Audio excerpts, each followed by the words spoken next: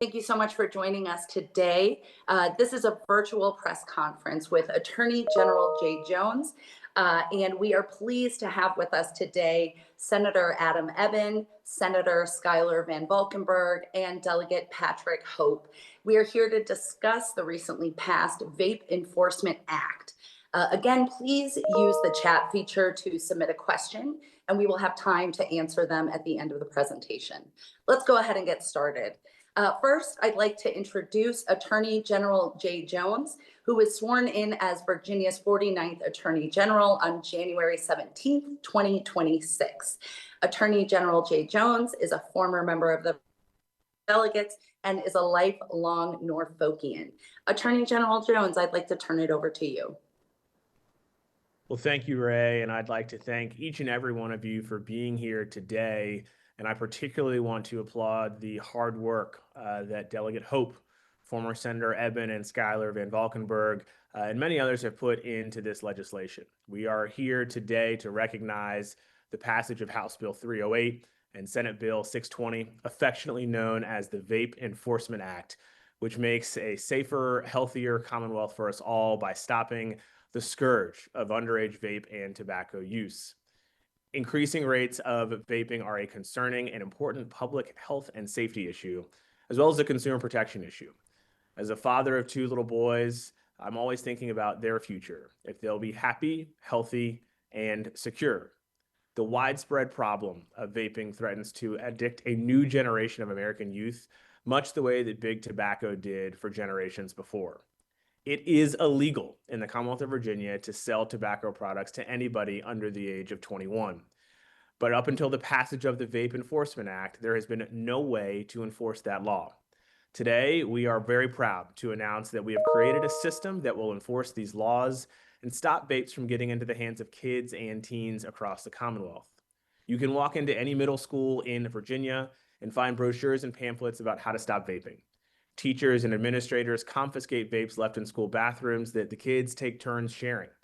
We need more than pamphlets that encourage kids to stop vaping. We need enforcement to make sure that it never gets into the hands of kids ever again, or to begin with.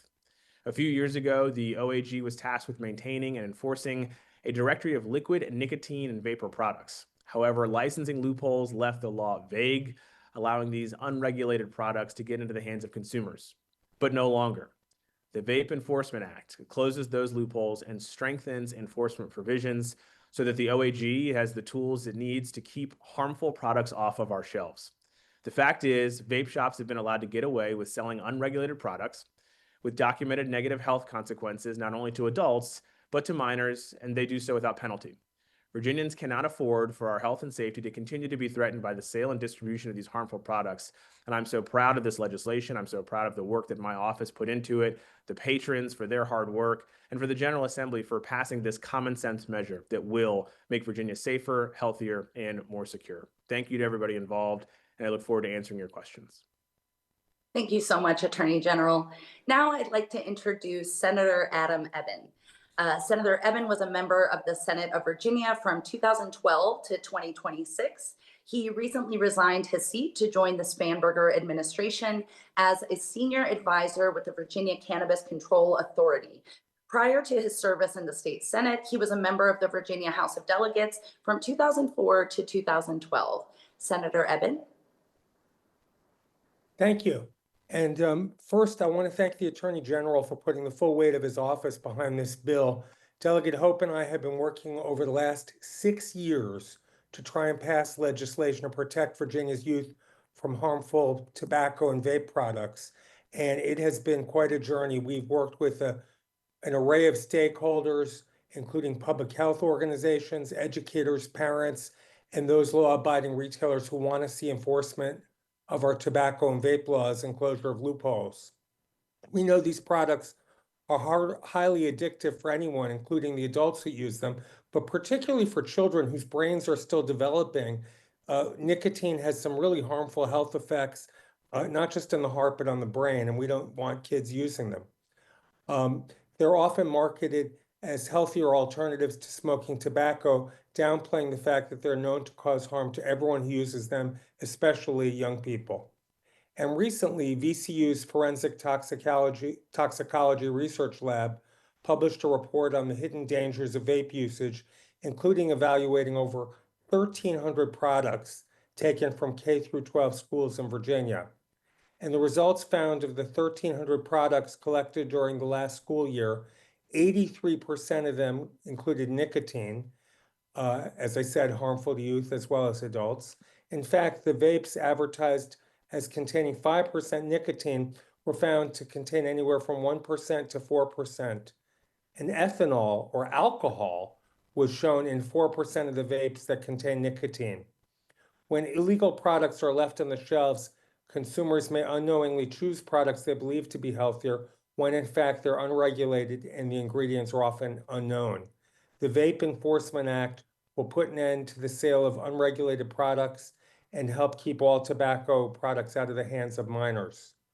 And I just want to again thank the others involved, particularly Delegate Hope, who's done a lot of heavy lifting on this over 6 years, and Senator VanValkenburg, who chairs the Rehab and Social Services Committee, for taking on this bill after I left the Senate and getting it across the finish line. Thank you. Thank you so much, Senator. Now I'd like to introduce Senator VanValkenburg. Senator Schuyler VanValkenburg represents the 16th Senate District in Henrico County, Virginia. He was first elected to the House of Delegates in 2018 and was elected to the Senate of Virginia in 2024. Senator VanValkenburg is the chair of the Senate Rehab and Social Services Committee and is a member of the Senate Committees on Education and Health, General Laws and Technology, Local Government and Rules. Senator VanValkenburg. Thank you, everybody, for being on, and I too want to thank the Attorney General for throwing the weight of his office behind what is, I think, a really important issue, and Delegate Hope and Senator Ebbin for all the long lifting that they've done on this issue. I'm honored that they asked me to kind of fill in when Senator Ebbin left and to kind of help finish the job, because it's really interesting. As a father and a teacher, I on a daily basis see how underage use of vapes are harming our kids. And interestingly enough, 20 years ago, when I first became a teacher and a father, we thought we were winning the war on tobacco. Kids' use was at all-time lows. We didn't have problems in schools around kids going to the bathroom to vape or bringing vape products, right? Tobacco products were at all-time low. And I think one of the real discouraging things of the last 5-6 years is seeing the return of the use of these illicit products, mostly through vapes, and seeing how it's harming our kids. Whether it's just the vape product itself or the thing it leads to, or the missing school for it, right? All the punishment, discipline problems that come with it. And so you also hear from our community members on a frequent basis, because there have been shops that have come in to fill this niche in this market. And you and I see them in our neighborhoods on a daily basis, these illicit shops that are selling illegal products to kids. It's not unique to my district. It's all over Virginia. And so the Vape Enforcement Act really finally gives us the tools to put an end to that, which I think is really exciting and really promising. Any shop that sells tobacco or vape products will have to be licensed through Virginia ABC. And if they choose to violate the law by selling to minors or selling illegal products, then their license can be revoked and they can be shut down. And I'm very grateful to be part of this team to kind of get the finishing touches of this bill and to continue to work on it in the future, as we will inevitably have to. But this is a good day for kids. This is a good day for public health. This is a good day for families and schools. It's going to make a meaningful a mark. It's I think, like, I've been back in school for a week now. And this is something that administrators and teachers have to deal with on a daily basis, and it hurts our kids. And so I am glad that the General Assembly and the Office of the Attorney General have decided to prioritize this issue, because it's going to be good for the Commonwealth. And so with that, I'll pass it back over. And once again, just thank everybody for being on. Thank you so much. And now I'd like to introduce Delegate Hope. Delegate Patrick Hope represents the 1st House District in Arlington County, Virginia. He was first elected to the House of Delegates in 2009. He served as chair of the House Courts of Justice Committee and is a member of the House Public Safety Committee and the House Health and Human Services Committees. Delegate Hope. Thank you so much, Ray. Thank you to the Attorney General Jones for convening us here to talk about the Vape Enforcement Act. Thank you especially for listening and leading on this effort. I don't think this day would be possible without you and your staff's leadership in driving this. As many of you know, I've been working with my colleagues, most with Senator Ebbin. We started this venture probably in 2020, and we had countless of stakeholder work groups, and most recently with Senator VanValkenburg as well, to pass this legislation to stop underage vaping of other addictive tobacco products. I've passed many bills in my 17 years in office, but I don't think there's any one bill that I'm more proud of than what we finally passed here in the Vape Enforcement Act. The Vape Enforcement Act allows us to strengthen our enforcement, as you already heard. We can ensure that these unregulated products are not sold to customers and that bad actors are penalized for non-compliance. There will be consequences for selling to underage. We have an underage of 21 law already in place, but it's just not being enforced in the way that it should. That ends with the passage of this law, and I'm so proud of that and being part of it. By empowering both the Virginia ABC and the Office of Attorney General with the tools and the authority that they need to investigate, to enforce, and remove illegal products from circulation, we are taking very meaningful steps to keep these addictive nicotine products away from Virginia's children. And as a parent, as a lawmaker, there's just nothing more important than protecting our kids. Through these combined resources of these two agencies, local law enforcement and the Commonwealth's attorneys, we will have greater enforcement powers, ensuring that tobacco and vape retailers will be held accountable for illegally selling products to our kids. Thank you again to Senator Ebbin, your partnership over the years, Senator VanValkenburg, and especially to you, Attorney General Jay Jones. Really grateful for your leadership in driving this home. I'll send it back over to you, Ray. Thank you so much. Once again, if you would like to submit a question, please use the chat feature. You will need new chat and chat with host, and we will go ahead and answer those. Our first question is from Sarah Weitzman. What does enforcement look like for shops that violate the law? And we'll start with you, Attorney General, and then we can go around. Well, look, I think this day has been a long time coming where we've had a framework where we knew that there were products that were not legal, but there was not the enforcement mechanism that we had really needed to make this a reality. And so working with Senators Ebbin and VanValkenburg and Hope and other stakeholders, we concluded that having the enforcement run through Virginia ABC would be a really strong way for us to accomplish this goal with the back-end enforcement with our office, where we are funded to do this and have the resources and tools to hold these shop owners accountable. And if they continue to break the law, that they're going to lose their license. This is a really, really simple thing. If the products are not legal, you can't sell them. And if you do, then you will be held accountable. If you break the law, you're going to face those consequences. And putting all of those pieces in place, finding the right regulatory mechanism and enforcement pieces was a really, I think, big part of what this legislative session accomplished, getting this across the finish line, finding the best way for us to be able to create that back-end enforcement provisions, working in conjunction with Virginia ABC and our office, I think really does put us in a place where we can affect the outcomes that we're really looking for. Thank you so much. And Delegate Hope, we have a question for you from Brendan Ponton. Do you have faith that ABC can take on the extra enforcement here? Yeah, no, thank you for that question. I do. I mean, there'll be funding, of course, for them to hire additional inspectors for this purpose.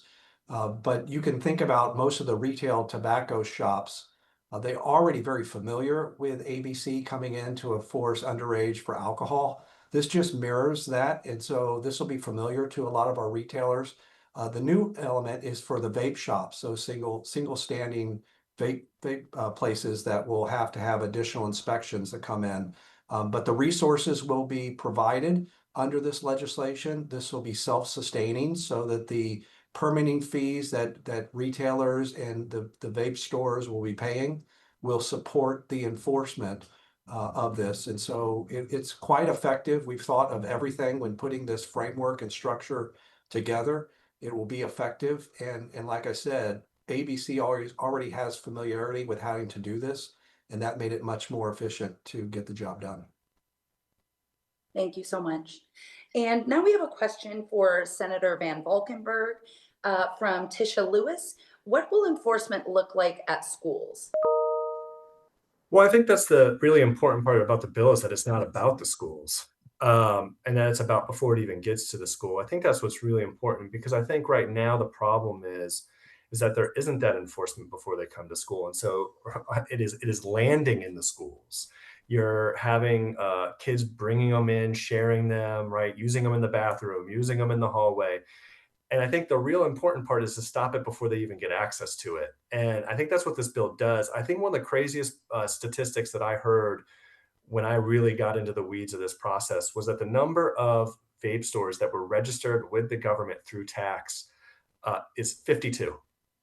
And I joked that I think there's 52 vape shops on Staples Mill Road alone. Okay. And we just don't know what we don't know. And by creating this mechanism through ABC in conjunction with the OAG, we're going to be able to get it before it goes to the schools. We're going to know who's selling what. We're going to have a mechanism to shut down the people who are selling either illegal products or selling illegally to minors.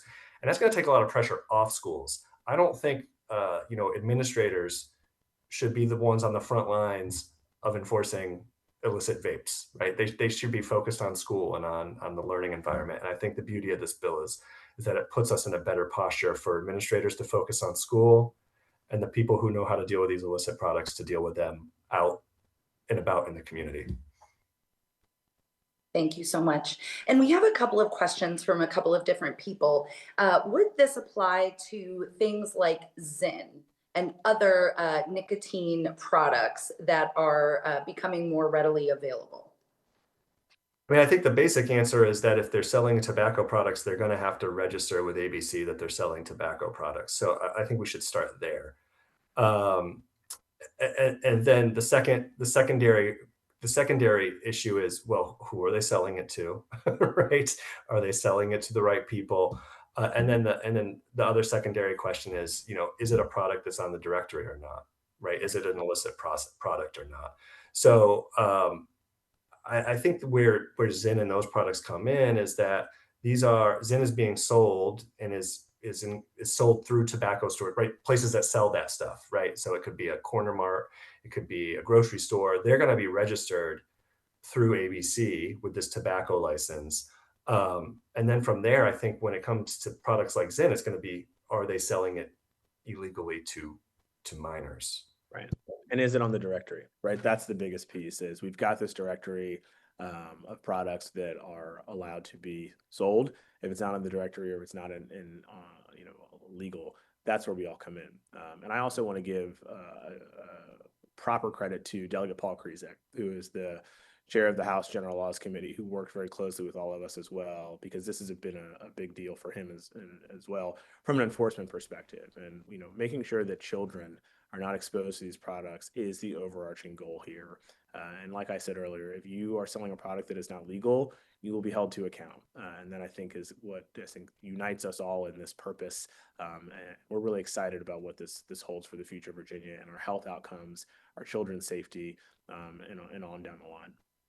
And I'll just say one thing, if I can. There seems to be over the years products that kind of slip through the radar. And so every few years, the General Assembly has to expand the law of products that are illegal.